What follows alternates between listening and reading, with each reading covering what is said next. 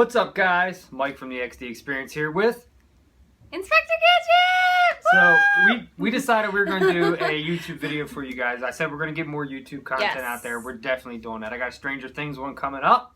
Keep an eye out for that. So what we're going to do today is we're going to talk about our favorite topics per se. Conspiracy, paranormal, however you want to take them. Basically, I want to do cryptozoology, and you're going to talk about something. But I'll start off with cryptozoology. But first off, you guys can go find our podcast at iTunes, Stitcher, all over the place. Google us, xdexperience.com. You can find us over there, find all the shows out, and you can call and leave us a voicemail at 1-802-483-3682. Yep, and give us a thumbs up if you like this video. Please subscribe. That'd be awesome. Yes. And, okay, so I'll start it off. Okay. So one of my favorite topics to talk about is cryptozoology. We haven't really done much of that on the show. We've done, the creature features and stuff. But I think I've stayed away from the big cryptozoology stuff because What, like Bigfoot? mostly Bigfoot and Nessie, because it's kind of one of those topics where it's so broad. You almost need to do a two-parter or three-parter and spend a lot of time and really prep for that. So we will get to those topics eventually. Just not sure when yet. Yeah. I mean, that's a topic that everyone knows, and I think they're kind of put off by it. They're like, oh, Bigfoot, you know what I mean?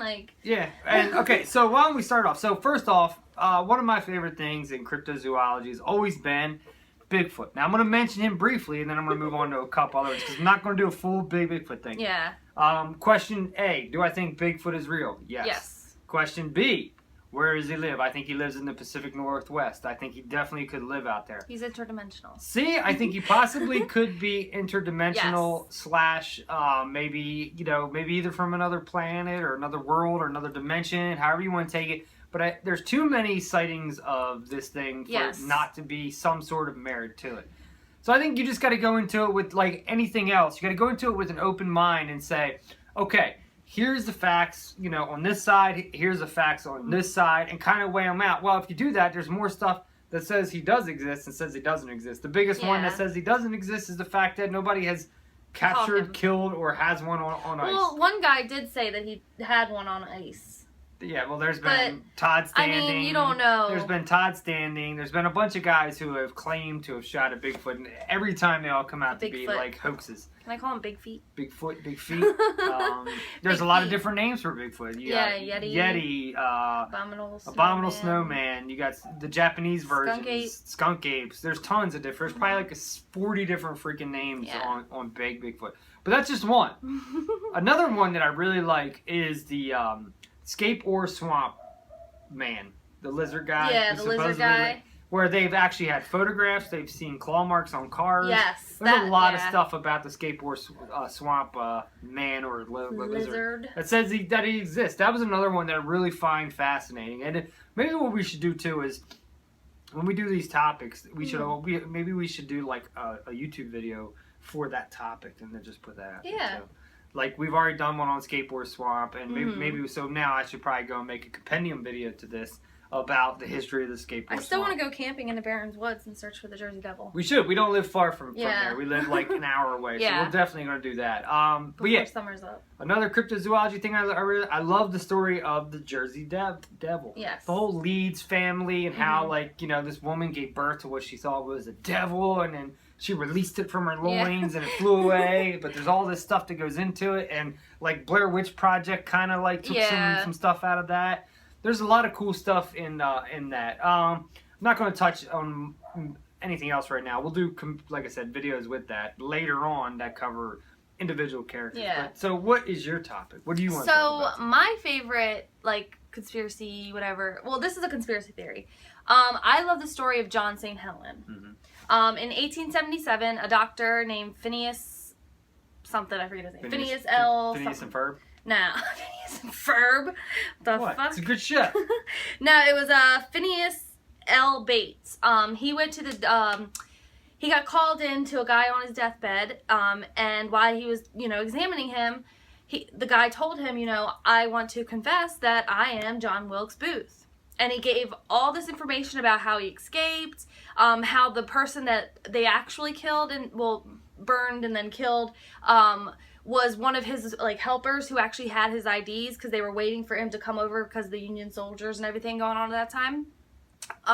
So even the medical examiner who signed off on John Wilkes Booth's death said, doesn't look like Booth, but I guess it is. Like, he was, like, forced to sign it. Now, this guy, John St. Helen, had all of the same markings as John Wilkes Booth did. You know, the ankle, the hand, you know, all of this stuff. There's too much of a coincidence. Well, he ended up getting better, and he fled. I don't believe in coincidences, though. Well, so he got better, and he fled. But he, like, a couple years later, he ends up killing himself. And the doctor goes and preserves his body because he believes him.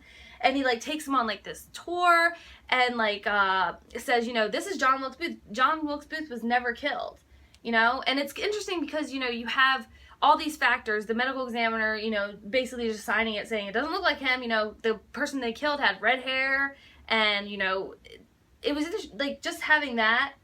And then, so once he dies, the doctor, Phineas, goes and takes his body and parades around town saying, this is John Wilkes Booth.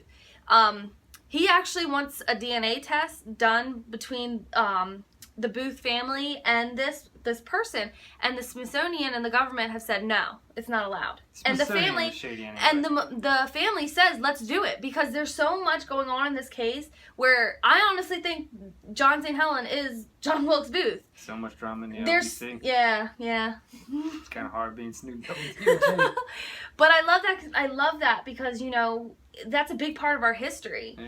And for this person to come along and, you know, say all these things and have all the same injuries and look like him and all this other stuff, and he gave, you know, intricate detail about how the person that they killed, that they thought was him, had his ID because he was holding it for John Wilkes Booth to cross over when he was in, like, one of the carriages, I guess, because they were smuggling him out, basically.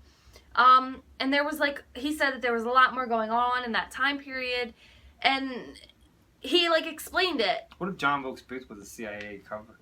That's what I'm saying. I mean, CIA. Okay, the family. That was the origin story of So this guy's body is mummified. John St. Helen. So they can still get DNA. They can still get DNA.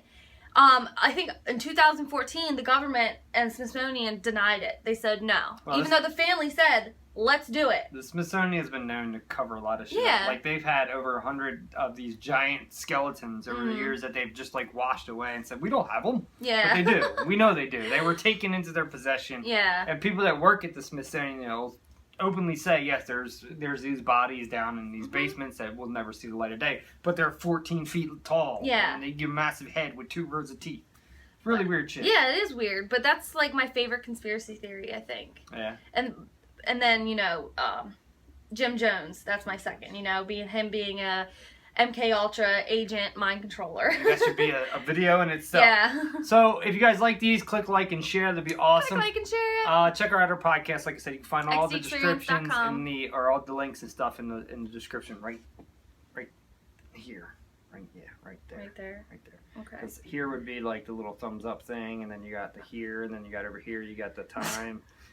And the subscribe button is like here. So subscribe. Subscribe there. So yeah, xeexperience.com. Go check us out. Later. Peace out, Brussels sprout.